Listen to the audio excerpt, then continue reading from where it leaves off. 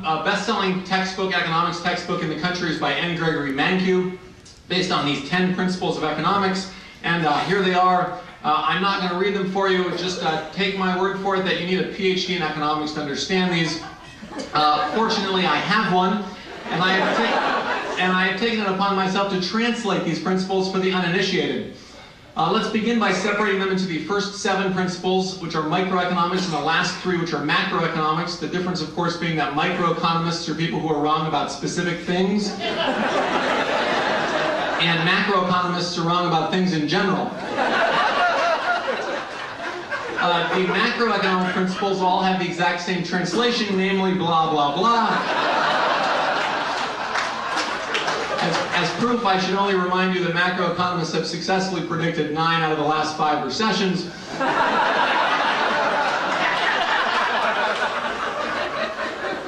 And as further proof, we can now go up 1 font size. As Einstein said, everything should be as simple as possible, if not simpler. Okay, backward to microeconomics. The first one, people face trade-offs. Translation, choices are bad. Right, so this is a simple syllogism. Trade-offs are bad. Every time you have a choice, you have a trade-off. Therefore, choices are bad. If you don't understand that, look at principle 2. The cost of something is what you give up to get it. Translation, choices are really bad. Let me just give you a simple example of this. Let's say someone offers you a Snickers bar that you value at $1. Right? So your economic profit in this case is the Snickers bar minus the cost of what you give up to get it, which is nothing. Your economic profit is $1. Now, somebody offers you a choice between a Snickers bar, which you value at $1, and some M&Ms, which you value at 70 cents. Now your economic profit is the $1 minus the 70 cents, only 30 cents. You begin to see why choices are bad. The worst possible situation, in fact, would be someone offering you a choice between a Snickers bar and an identical Snickers bar. Now, people who are not trained in economics might think that that's no different from being offered 1 Snickers bar, but that sort of sloppy thinking will never get you a tenure-track position. Great, let's simplify this. So choices are bad, really bad. If you don't understand why choices are bad, you're probably stupid. Next principle, rational people think at the margin. Translation, people are stupid.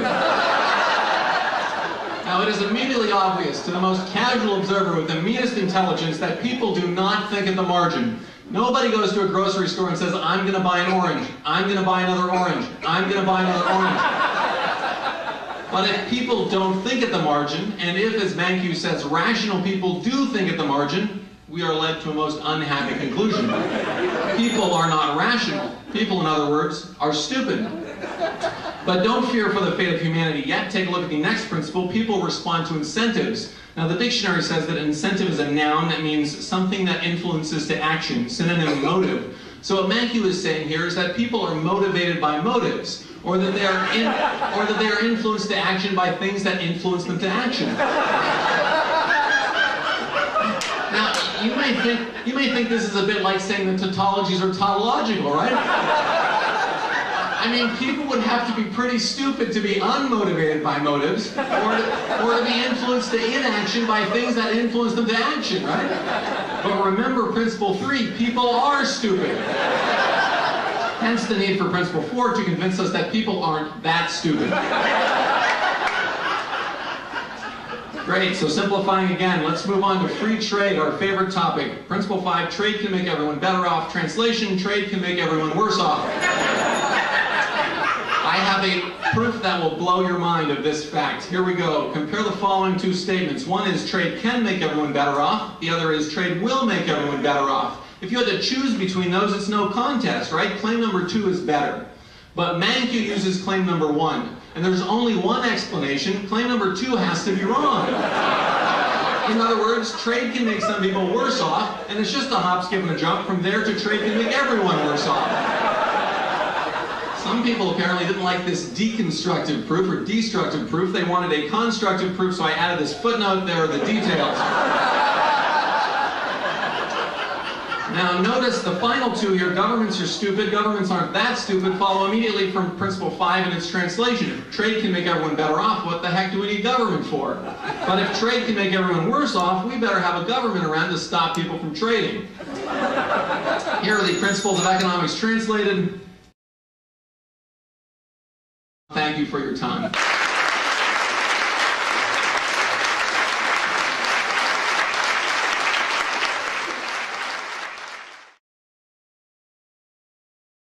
Finally, some global warming stuff. This is everything I need to know about global warming I learned in econ grad school.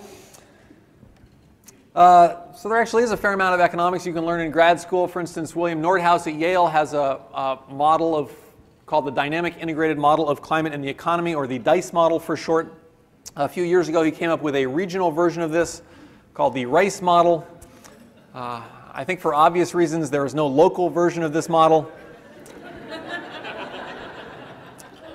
I have my own model of climate and the economy. It is called the value-laden, assumption-laden, nicely intertemporal, largely linear approximation integrated model of climate and the economy, or the vanilla ice model.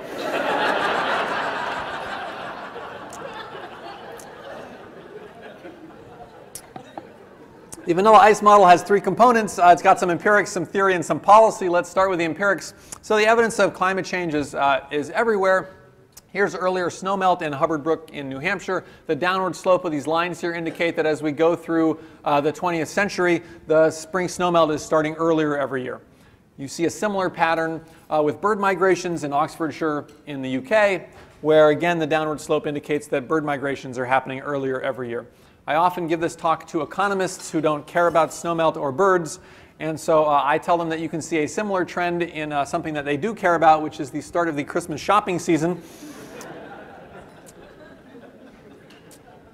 And then I tell them as a warning that we have to do something about climate change, because if this trend here continues, by 2048, the Christmas shopping season will actually start prior to the previous year's Christmas. And then there's going to be macroeconomic devastation. That takes care of the empirics. The theory of the vanilla ice model actually goes back to this slide from earlier, right, where I showed you this footnote down here about trade making everyone worse off. So the footnote is actually true. I'll talk you through it for a minute. So here's an example of trade making everyone worse off. It's a real simple, made-up economics example, but you'll bear with me, I hope. So imagine there are these three people, orange, pink, and blue. They all live in a small town. Small town has an air pollution problem, and all these three people, they all have gadgets in their garage that they don't use. So now we're going to see some trades. Okay, first, orange is going to sell something to pink, in this case a lawnmower. They both get $100 in value from this trade. Orange from selling this lawnmower that was just sitting in her garage. Pink from getting to use this lawnmower. Okay, so they both get $100 in value. The trouble is that when Pink uses this lawnmower, air pollution gets worse. And the air pollution, you can see faint outlines of it there. The air pollution creates asthma or things like this that actually have health impacts for everybody in the town. Not just orange and pink, but also blue, to the tune of maybe $80 per person. Notice that orange and pink here still want to continue to trade. They both get $20 they each get $20 from the trade. The impact on blue, what economists call an externality, right? They don't care about blue. So now we see another trade. Pink is going to sell something to blue, in this case a snowblower. They get $100 from that trade. Air pollution gets worse. $80 in additional health impacts for everybody. And then we complete the circle. Blue sells something to orange, a leaf blower. They get $100 in benefit from the trade. Air pollution gets still worse, an additional $80 in health impacts for everybody. And if you take these three trades together and you just add up any one of these columns here, you see that after those three trades together, everyone ends up at minus 40. So the idea here is that sometimes when I tell audiences this, like at that point, their brains explode. The point here is that each person's trades are individually rational, right, but altogether they hurt everybody. Finally, let's talk about policy for a minute. I'll get on my high horse for a moment. Hey, how about a carbon tax? Or using economic instruments to protect the environment. So hopefully you've heard some of that, and we'll continue to hear some of that during the conference here. So you can use the revenue from a carbon tax to reduce existing taxes or to fund worthy programs. And the basic idea here is that we should be taxing things that we want less of instead of taxing things that we want more of. So we want more investment, we want more savings, We want more employment. So instead of taxing those things, we should be taxing pollution and resource consumption and things that we want less of.